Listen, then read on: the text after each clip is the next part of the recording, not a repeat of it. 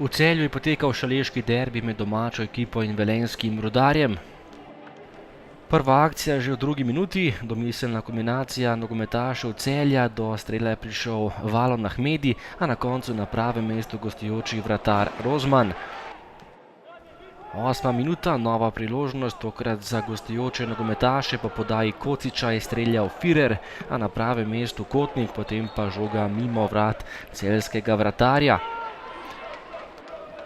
Domači boljši na začetku tekme, tole je že nova priložnost, Ahmedi je pregraval in je prišel sam pred vrata, na koncu pa zgrešil, oziroma bolje rečeno, Rozman je ubranil tale strel. Priložnost Oršiča, ki je meril daleč, brani Rozman.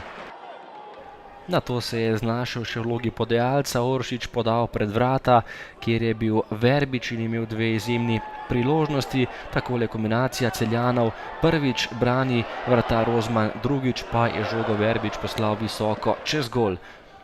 Prosti strel Grofov, žoga pred vrata, priložnost se je tokrat ponudila Miškiču, ki je zgrešil. In nato še velenjska kombinacija, Trifkovič proti Radujku, ki je žogo poslal mimo vrat Kotnika.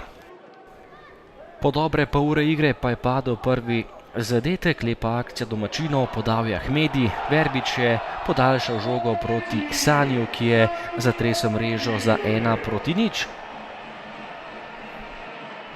Veselje Celja po izjemno lepi kombinaciji in zasluženem vodstvu, kajti domači nogometaši so bili boljši in narekovali ritem v tem prvem polčasu. V drugem delu nekaj zatišja, potem priložnost za Velenjčane, meril je Radujko, dobro pa je bil postavljen Kotnik, ki je žogo uspel izbiti. Po predložku Babiča je z glavo meril nekoliko previsoko Ivan Knezovič, Verbič pa si je pripravil strel iz roba 16 metrov, na koncu za las mimo gostujočega gola.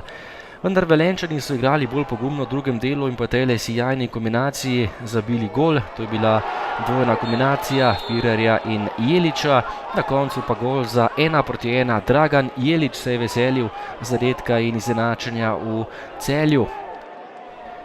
Še enkrat izjemno lepa kombinacija Velenjčanov, Jelič pa je zatresel mrežo za izenačenje.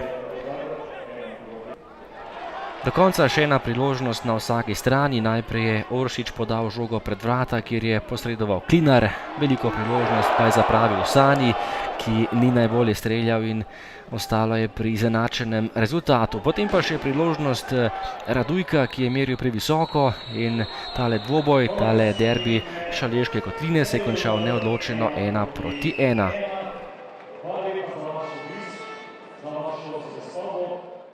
Ja, absolutno nismo zadovoljni z rezultatom.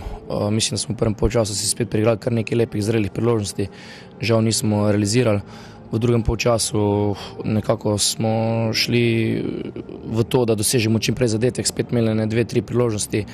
Žal se je tekma potem v drugem polčasu obrnila, mi smo nekako zadnjih 20 minut padli, po eni nespametni napaki dobili zadetek, tako da še enkrat nismo zadovoljni z rezultatom, medtem ko zadnjih 60-70 minut pa zelo. Ja, na koncu moramo biti zadovoljni z neodločenim izidom. Sicer ne moremo biti zadovoljni z prvim polčasom, ker smo se preveč umikali in dovolili Celju, da so igrali med nami. V drugem polčasu smo se dogovorili, da gremo bolj pogumno in brez umikanja v igro. Mislim, da smo si zaslužili ta zadetek, ker smo drug polčas igrali dosti boljše kot prvi.